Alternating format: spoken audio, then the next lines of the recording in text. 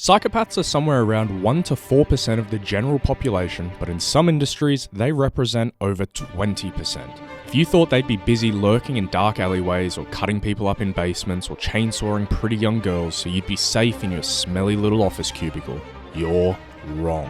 They're far more likely to be in corner offices on live TV or running for re-election. Because while some careers reward empathy and compassion, others reward manipulation, power, and control. Let's quickly understand what a psychopath is and then dive into jobs that attract the most psychopaths in the modern world.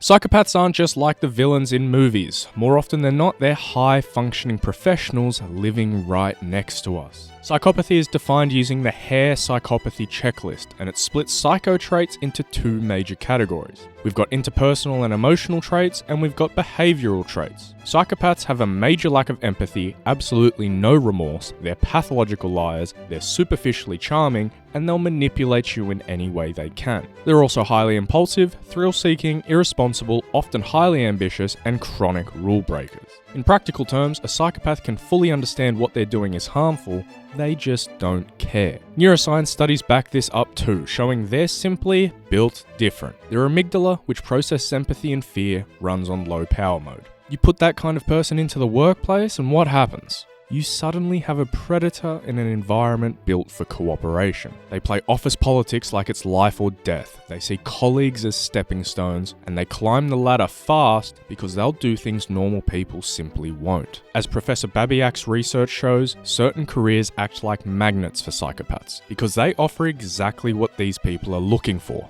status, power, and the ability to control others. So, which are they?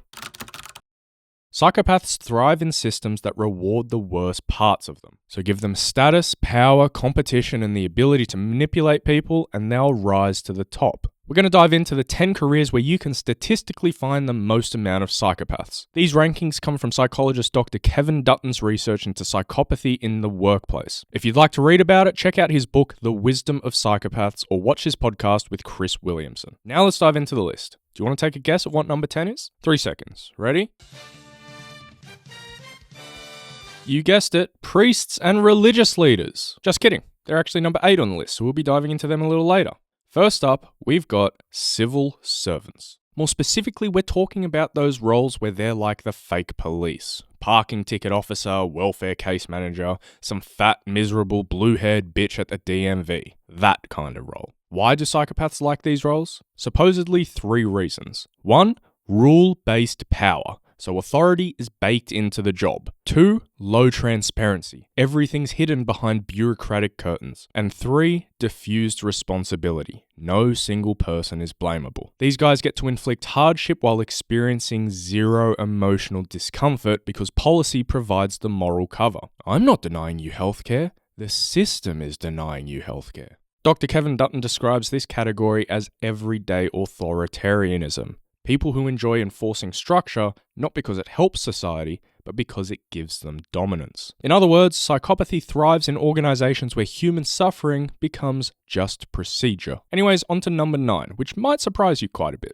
Chefs. Not only are they idiot sandwiches, they are psychopathic idiot sandwiches. Kitchen culture is brutal. High stress, long hours, sharp knives, and fire everywhere. Chefs operate in an environment where perfection is expected and mistakes are punished instantly and aggressively. What kind of personality thrives in that kind of environment? The kind who doesn't crack under pressure, who can bark orders without caring who they offend. Someone who sees people as tools to get the dish out fast. I'm not saying Gordon Ramsay's a psychopath, but maybe his mentor Marco Pierre White might be. No, I didn't make Gordon Ramsay cry.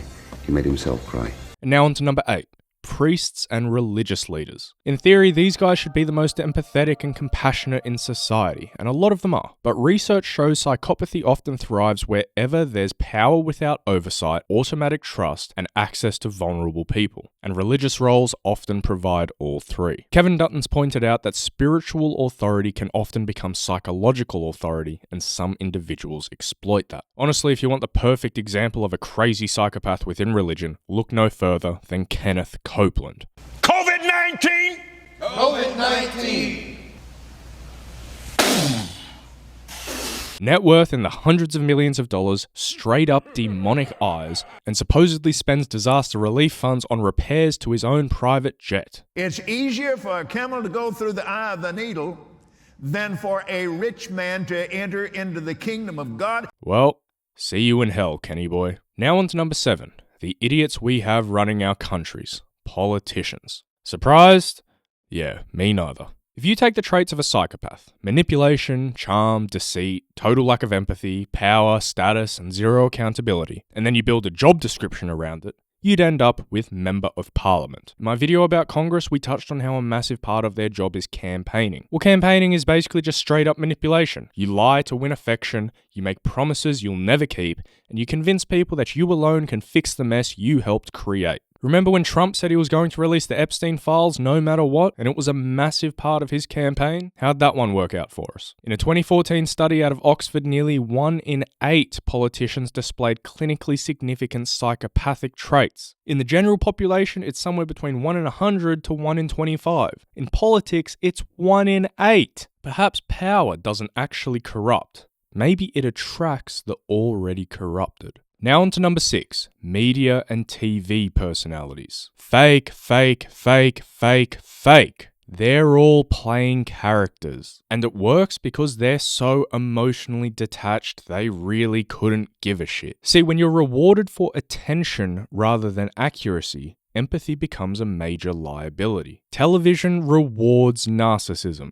Do I care more about the truth of the matter or about what will cause more outrage and get more clicks? Kevin Dutton said it best. Psychopaths are social predators who charm, manipulate, and ruthlessly plow their way through life. So naturally, when you put these people behind a camera, they don't debate, they hunt. Take Jordan Peterson's interview with this bitch whose name I couldn't be bothered learning. He went there under the guise of having a friendly, cordial discussion about his new book. She ends up trying to tear him a new asshole, very unsuccessfully might I add, and saying to him minutes before going live, "This will be quite the war." Sick, twisted, attention-hungry people. The more outrage they cause, the more views, and the more views, the more validation for people who feel nothing inside. Speaking of what's on the inside, number 5 is actually surgeons, the superheroes of the psychopaths. You need to realize, throughout medical school, these guys are trained to no longer view the human body as a person's body. They need to view it more like a machine. Different systems, different parts,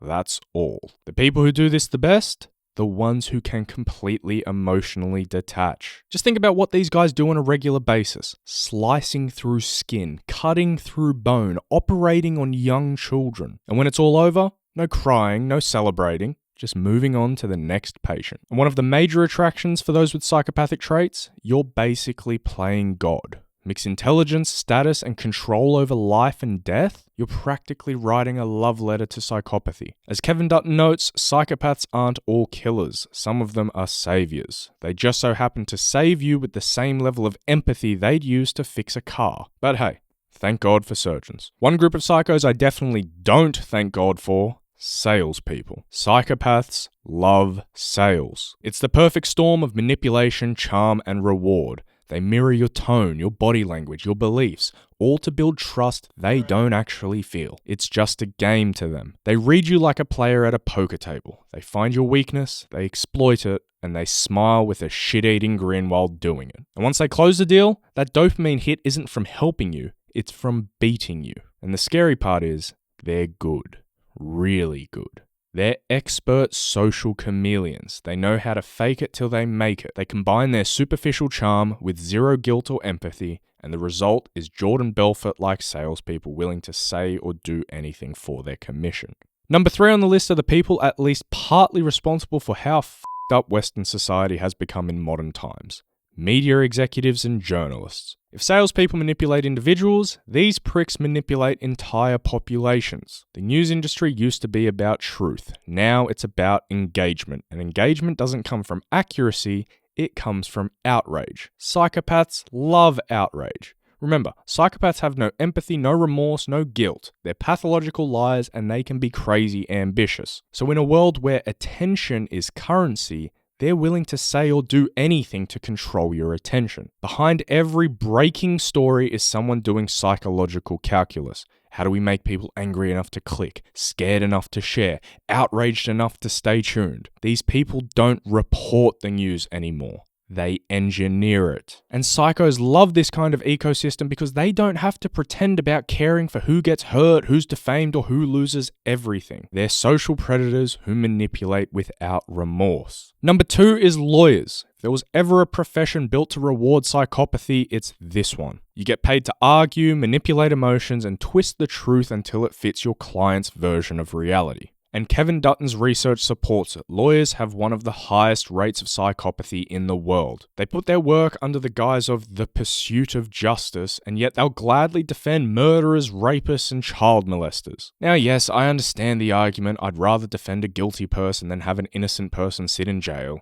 I understand that everyone deserves legal representation to the best of their ability. But how do some lawyers sleep at night knowing they've just defended a legitimate monster? Like, genuinely, how does the dream team who defended OJ sit there knowing their client is guilty as fuck and then just push that aside to get him acquitted? Pursuit of justice, my ass. It's the pursuit of winning. There's the thrill of deception, the allure of power and prestige, and permission to manipulate as long as you do it within the rules. And who wrote those rules? Other goddamn lawyers. Psychopaths write the rules for how psychopaths can defend other psychopaths. Amazing. Anyways, before diving into number 1, we've got a little bonus career where quite a few psychopaths are found. Want to take a guess? We'll say it together on 3. 1, 2, 3. Police officers. Now, depending on which list you read, this one sometimes ranks even higher than lawyers, which ain't exactly surprising. See, the job attracts people who crave structure, hierarchy, and control. But for some, that control turns into power, and that power becomes pleasure. The badge gives authority, the uniform gives legitimacy, and the gun gives fear. Now, before the comment section turns into a war zone, no, not every cop is a psychopath. Many genuinely want to serve and protect, and thank God for them. I don't even want to imagine what society would be like without police. But here's the uncomfortable truth. If you have psychopathic traits, being a cop gives you a socially sanctioned way to act them out. You can intimidate, command, and control and still be applauded for it. Kevin Dutton calls it the mask of morality, when psychopathic behavior hides behind a noble mission. Speaking of which, that mask, especially in today's day and age, is often worn so much by the guys at number 1 on the list, CEOs. To me, this one's straightforward as hell. You really think Peter Thiel is a normal human being? Then you've got those fake altruistic, I'm just a good guy CEOs like Sam Altman. This guy's a 40-something-year-old tech founder from Silicon Valley, and yet he goes on the Joe Rogan Experience and acts like he doesn't know what kind of effect Coke has on people. Is that something Coke makes people want to do? It seems to me like it just makes people like angry and chaotic. That fake naivety, that's exactly what psychopaths do. They disarm you with sincerity they don't actually feel. It's all just a show to them. Studies have found that 1 in 5 corporate leaders show strong psychopathic traits.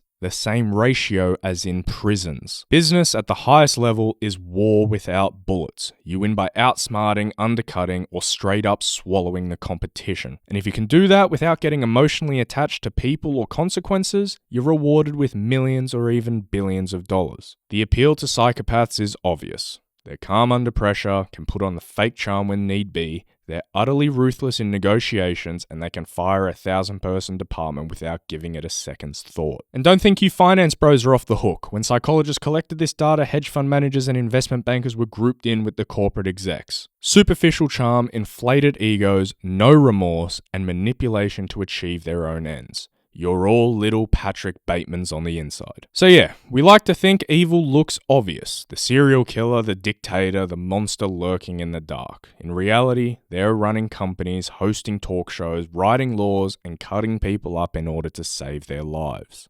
Again, not everyone in these careers is a psychopath, obviously. But I've got almost 100k subscribers now. The statistics say around 1,000 to 4,000 of you are straight up psychos. I still love you all. Thanks for watching. Please remember to like, comment, and subscribe, and I'll see you in the next one.